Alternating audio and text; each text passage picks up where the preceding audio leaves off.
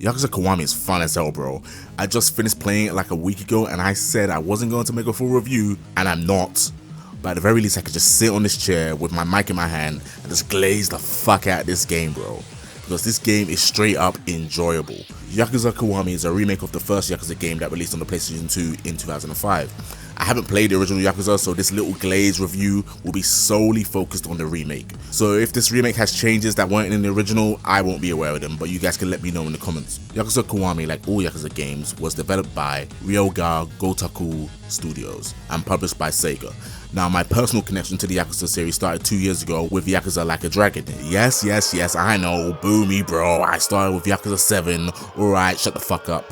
I then played the sequel, Infinite Wealth, and now I am fully ingrained as a Yakuza fan who will be going through all the previous games in the series, because Like a Dragon literally sold me on this franchise. Kiwami is just so much fun to play gameplay wise. It's an action game with multiple approaches and multiple styles that you can diversify to your playstyle. Each combat style is super fucking fun to play with. Rush style has you take on this boxing approach, focusing on lightning fast light attacks to build up the heat gauge. Brawler style is more all-rounded, mixing combos with hard-hitting finishers. Beast style was my personal favorite, essentially turning you into a wrestler from Kaneko Man, grappling and slamming enemies into the ground. You don't know how many times I used this finisher and yelled Kaneko driver as it was fucking playing.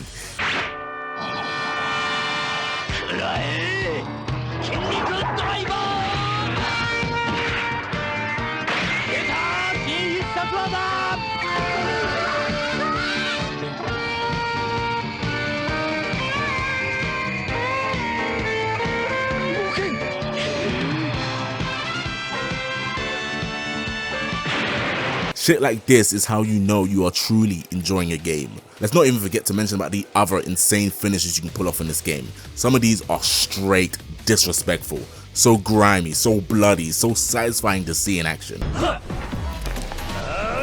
He's fucking dead. Let's even mention the things in the environments you can use to whoop people's asses. Signs, appliances, sticks, poles, bikes, trash cans, fucking motorcycles. This game has so much creativity when it comes to making these blows look brutal.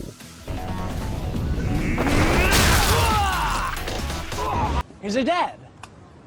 Do you think he's dead? There's just so many ways to brutalize people in this game, and it makes me very happy. In terms of the leveling system, you gain a mass of points when you level up, which you can spend to buy new skills, combos in each style, depending on which one works for you. Or you can just use them to buff your overall stats. The combo variety here is surprisingly more in-depth than other so-called action games that we will not be mentioning by name in this video.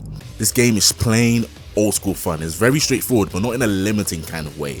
It's had a clear direction, and it's great to see developers actually know what they want to do and actually realizing that in their own creation. Yakuza is essentially JoJo without the stands, but low-key, that might be a lie if you look at all the insane shit that happens. Like, are we 100% sure Kiryu doesn't have his own version of Star Platinum?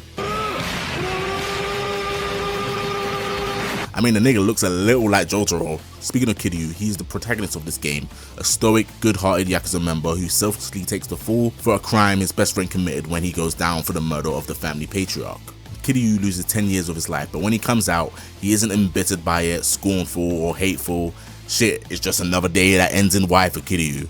His character embodies a lot of tropes from other characters like Jotaro Kujo and Kenshiro from Fist of the North Star. The calm and collected, almost silent hero who may not be the most friendly looking on the surface, but has a heart of gold and a keen sense of justice underneath. Juxtaposing that is Nishikiyama, the best friend of Kiryu, who Kiryu served 10 years in prison for. Nishiki is a lot more forlorn and has a bad time in general in his life.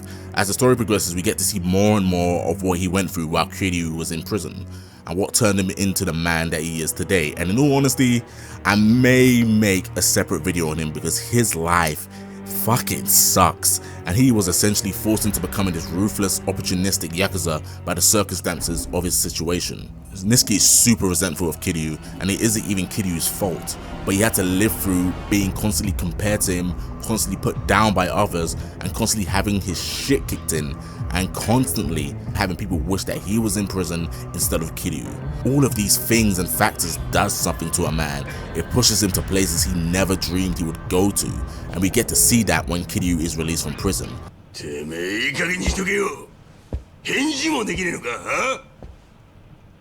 あのな、おめえはどこまで下手なんだよ。たく、まだ連れのキリヌが根性あったぜ。ま、奴がやっちまったことはまずいっちゃまずいとしても、キリは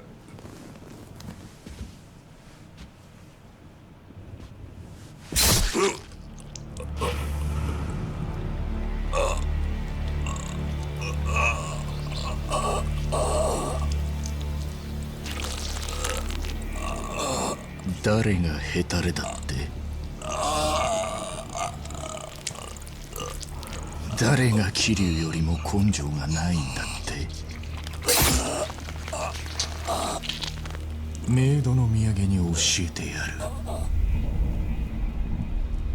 堂島組長をやったのはこの俺だ。覚えとけ。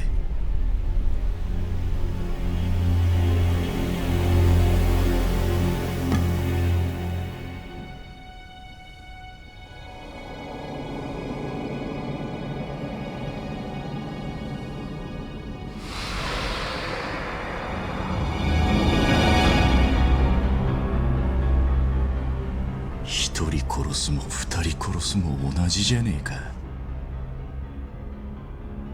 そうだ、そうだよ。とっくに道は決まっていたんだ。